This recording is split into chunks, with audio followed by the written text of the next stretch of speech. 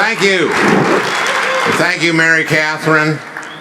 And I want to, you cast these people beautifully. They look exactly like AFT members.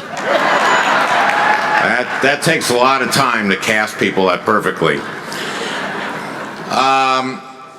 Thank you, AFT members. I'm a member myself of 3 unions. And I'm up to date on my dues. So,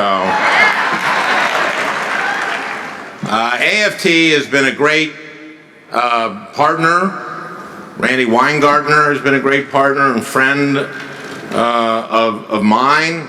I'm on the Education Committee, on the Health, Education, Labor, and Pension Committee. I asked to be a member of that committee because I think that there's nothing more important than how we educate our kids to the future of our country. And also, healthcare is kind of important too. So is labor and pensions. So I guess if you care about your health or your family's health or your education or your family's education, or if you plan to work during your lifetime or retire, it's kind of a good committee to be on.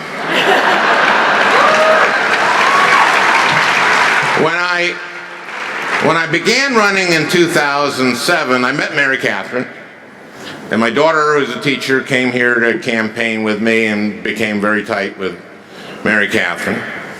And I started hearing from her and from everybody pretty much around the state complaints about No Child Left Behind. And then when I got to the Senate, I started working on it and having roundtables and coming back, and I heard the problems. The tests are autopsies. I knew what that was right away. Because my daughter was a teacher, you give the tests in late April, they come back after the kids are out of school. And parents hated it because they thought, the one thing they thought was they'd see how their kids are doing. They didn't get to see that. It was about aggregating and disaggregating, putting it together. So, in addition to the NCLB test, most Minnesota schools started also taking another test, this case the NWEA test, which is a computer adaptive test. And the computer adaptive test, at least you got the results right away, and at least you could kind of measure a kid's growth, because they didn't allow that in the original No Child Left Behind. You can't measure growth. NCLB was based on, and this is very perverse, on the percentage of kids that meet this artificial line of proficiency. And what that did, teachers in Minnesota told me, was force a race to the middle. Teach the kids who are just below and just above this artificial line of proficiency, because you're judged only on the number of kids above proficiency. And this kid up here, no matter what you did to that kid would not fall below proficiency. And this kid down here, no matter what you did that year, that kid would not get to proficiency. The only thing I liked about No Child Left Behind was the name.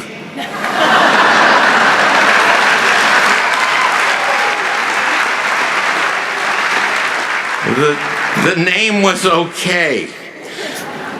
So I became a champion of computer adaptive tests, and it's a small piece of the reform that we were able to accomplish this past year. And I got, as you know, what happened on this bill is that we've been trying to reform No Child Left Behind since I got to the Senate.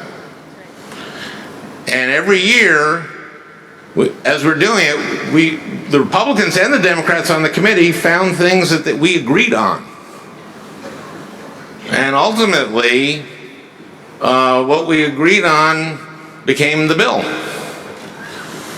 because we all agree that kids are being over-tested, that teachers were being forced to, essentially, teach to the test, and that the tests don't measure everything that's important, not by a long shot. There's a thing,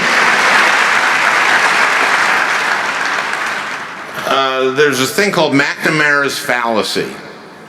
And it's named for Robert McNamara, the Secretary of Defense, who used a lot of data.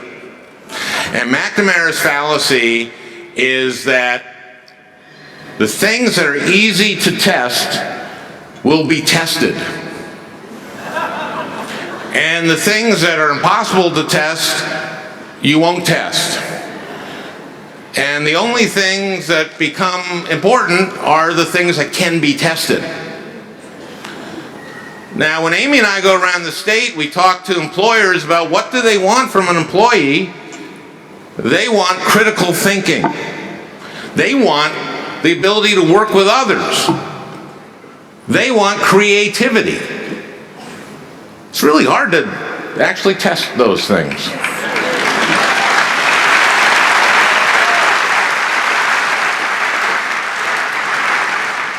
And none of these things are being measured. So instead of letting teachers teaching the way you know how to teach, teachers were reduced to drilling and killing, and then were blamed when the NCLB, the results they wanted weren't achieved. And then we had AYP and the disaster that was. I went to rural school districts in this state where they'd worked out a thing where one school, because they had failed AYP for 3 years in a row, would just trade principals and teachers with another school. This is how crazy and insane this was. So we passed this year, finally, a reform, and it was basically the Senate bill, I have to say, because the Republicans passed a completely partisan bill in the House. We did a bipartisan bill in the Senate. And, you know, it had vouchers, it had all the ugly, terrible stuff that Republicans love. And, but when we got to the conference, they just wanted this to happen. They just wanted it, so they got to name it. It was a name from the House. It's fine, ESSA, Every Student Succeeds Act. That's a good name. We also got some that helped from the White House to get some civil rights pieces in there to make sure there's some accountability by states. Now, I had a number of priorities of mine in the bill that I was glad that got done. Mental health in schools.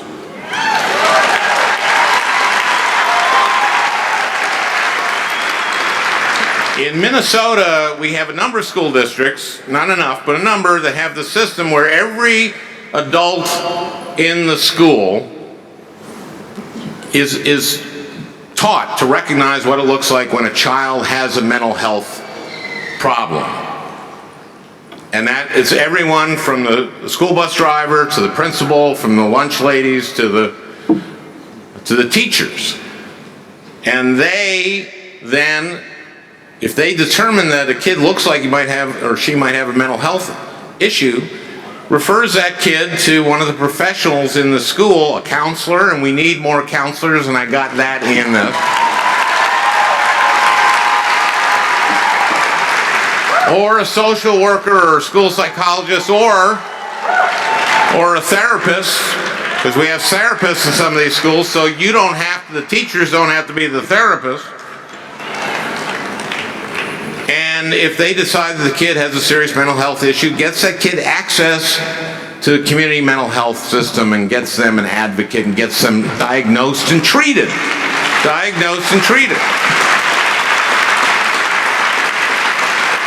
And I went to a round table, And I had with a number of, actually they're all mothers, who talked about how this had helped their kids. And I had one mom, a 28-year-old single mom, who said to me, you know, I have a 9-year-old boy and a 3-year-old girl, and the 9-year-old boy was out of control.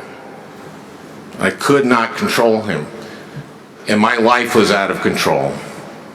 But the school saw that he had a problem and got him access to a mental health advocate in the mental health community mental health system, and they diagnosed him, and he had ADHD and Asperger's, and they treated him, and he now is completely turned around, is doing great in school, and is an orange belt in Taekwondo. And this is the thing that got me. She looked me in the eye and she said, you know, my life is out of control. I am now bulletproof. I can do anything. And that's when I said, let's take this to Washington. Let's do that. And it's in this bill. Amy has worked hard on STEM. I've worked hard on STEM, including a STEM Master Teacher Corps, which the administration wanted to fund. Didn't get too much funding for it. But we know that so many of the jobs in the future are in science, technology, engineering, and math, and we have kind of a Sputnik moment. When I was a kid, 6 years old, Sputnik went up, and my parents were terrified, marched me and my brother, who's 5 years older than me, into our living room and said, you boys are going to study math and science so we can beat the Soviets. And I thought that was a lot of pressure to put on a 6-year-old.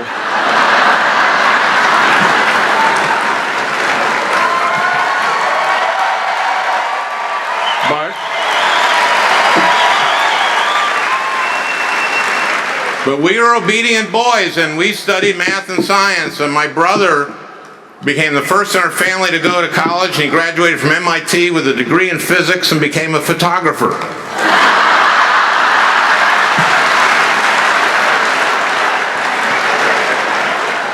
And I graduated from grade school because I tested incredibly well in math and science, and I became a comedian, but we beat the Soviets. So you're welcome.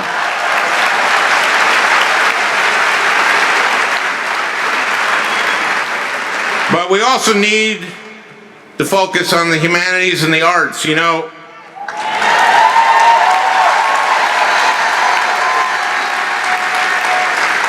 Because the brain isn't a mind, and a mind isn't a soul, we need to teach the arts.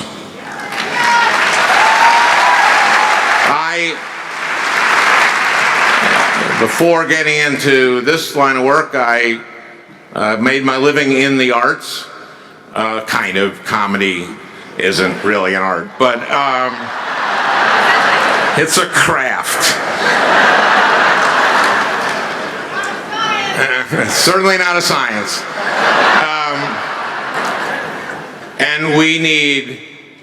And we got some more on this, but we need more and more support and funding for a quality early childhood education.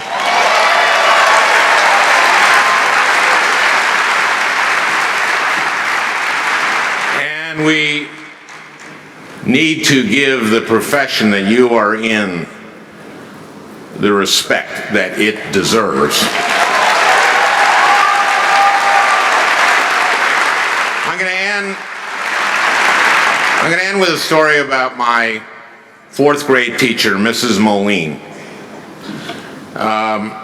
Mrs. Moline, when I first started running for the Senate, I got a letter from her saying, "Dear Mr. Franken, if you're the Alan Franken I taught in 4th grade at Cedar Manor in St. Louis Park, it doesn't surprise me that you're running for the Senate because you were a very good student." And she encloses a check for $25.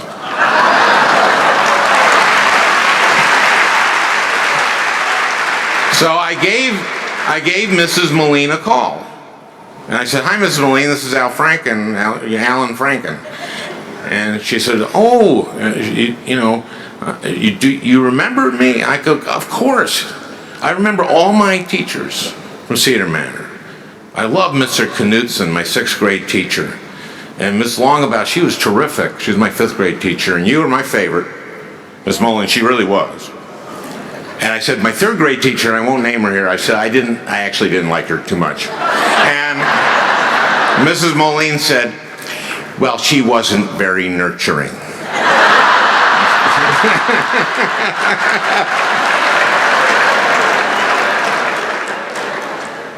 So we did an ad with Mrs. Moline. I did my first ad with Mrs. Moline. What a better way to introduce myself than through my 4th grade teacher.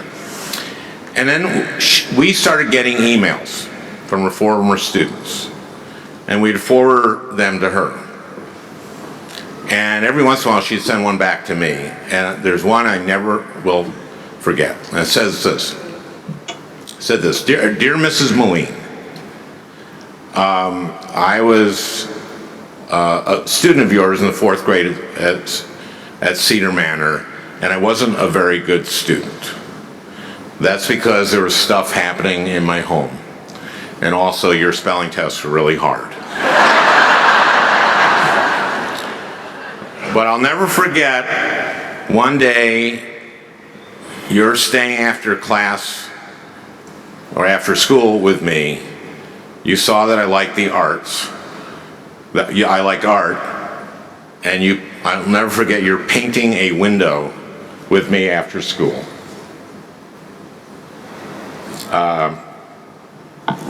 And I said, and then she said, "I'm now a 4th grade teacher